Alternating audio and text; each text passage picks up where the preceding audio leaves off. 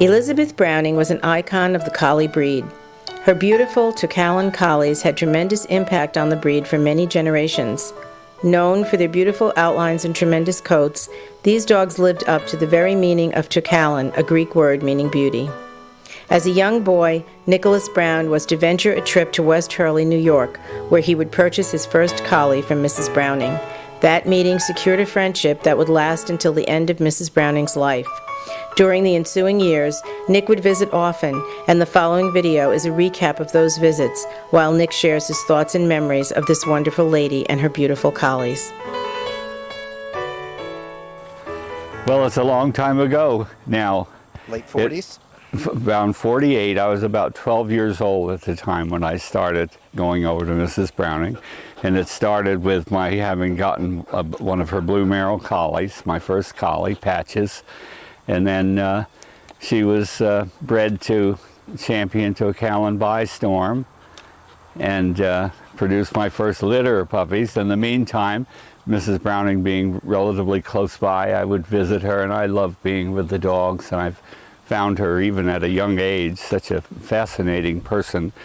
I have to say, looking back at it, she really did become sort of a role model for me, and mannerisms and all of that. By Storm, that was before he went to Tokyo, champion Tokalon By Storm, a beautiful tri dog.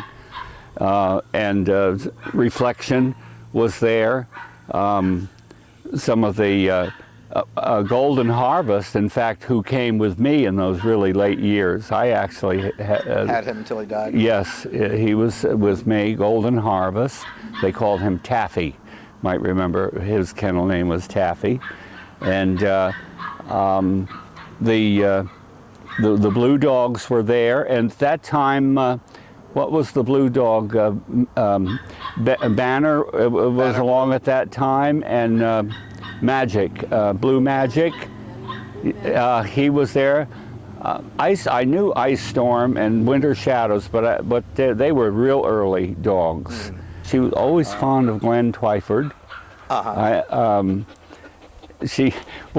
of course Mrs. Rickenbach always came up, and she was very popular in those days, developing the Banner Blue collies. And one of the funniest things I remember, Mrs. Rickenbach sent her a beautiful head study picture of Gunsmoke, if you can remember that Banner Blue Gunsmoke. And Mrs. Browning, being as candid and quick as she had, just, look at that dog, he's got a head like a moose. Isn't that true? Her own dog got a head like a moose. And who were her favorite dogs that she talked about? Stormcloud? Oh, I think she loved Ruler. Oh, but the dog that was her moneymaker was a little Blue Merrill collie called Frosty. Her name was Tokalon Frosty Morn. And I have heard Mrs. Browning say, Junior, she's worth her weight in gold. She was one of these gals that had litters and puppies and raised them, and she herself, she was a small dog, pretty, a lot of type, gentle kind of dog, but that was Frosty Morn. She's a person that immediately commanded respect. There's no question about that. You knew there were no frills with Mrs. Browning. And she was a woman, really, I believe, of great integrity, despite all of the things that go wrong with dogs, the people that will claim that they got a dog that was this or that or the other thing. But the person of Mrs. Browning was just someone that you really knew that she, cared about you. The things that she said were important. You listened to her. That was the thing that I think I really learned from her. She's just quick about. She knew what she liked right off. The eye, the smile, the ear set, head. Absolutely. She once told me, a skull as flat as a pancake is the most important thing to have to keep the collie breed, the collie beauty that it is. But I have heard her say to me, you can have a beautiful dog, but you can't have a beautiful collie unless it has a beautiful head. She said this dog has an absolutely magnificent head, a very beautiful collie, and the fact that she might be not quite as sound is not a reason not to put her up over. And very direct about it. There was never any, I don't think there was any politics or favoritism or anything like that in Mrs. Browning. She had her ideas, she had her wisdom, her knowledge, her creative abilities to see things, and it didn't matter who you were. And she never raised, I've never heard her to be disgruntled over another judge's placement or anything of that sort. I mean, she might privately say, well, you know, I didn't agree with that or whatever, but she was always a lady. When I think about my collies, it is their beauty that impresses me. When you see beautiful collies, there are a group of them like this, whatever, they're so athletic and graceful, and they're beautiful, absolutely beautiful.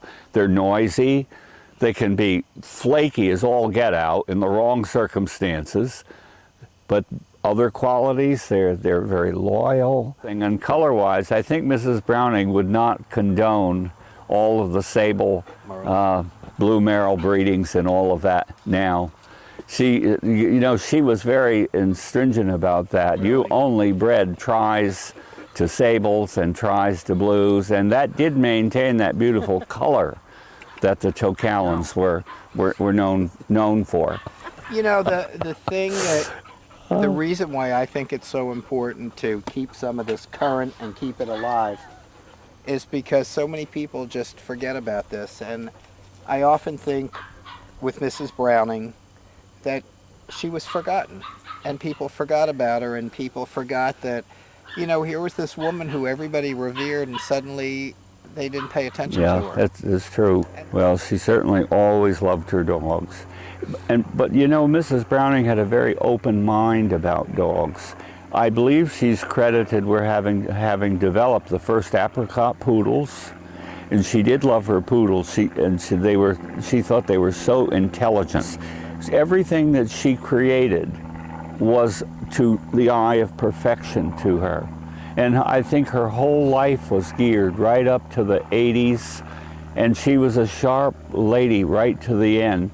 I think that big demise at Tokalon came about. I wasn't at home at that time. And but you these, want to just tell us a little about that. Yeah. I think they went in with the idea of that quote, they would kind of take over Tokalon.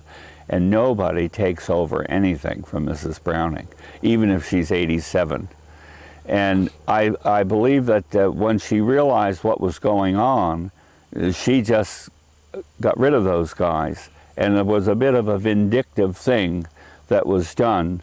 You know, it's so easy. I mean, it's even to, look, things are pretty here right now, but believe me, it's not always easy to keep everything like that.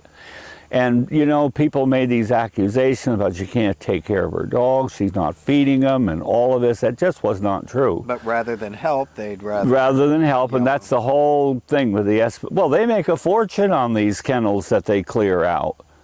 I mean, the dogs are not being cared for, and they're thin and all this, and yet they get them out in a week. So that was a very sad type of thing. It was just an unfortunate thing for such a respected, famous lady who had devoted her whole life. And I don't think things were really that bad. It was part of a whole scheme to close down Tokalon. And I would say that Mrs. Browning was a very stable, organized lady right through to the end.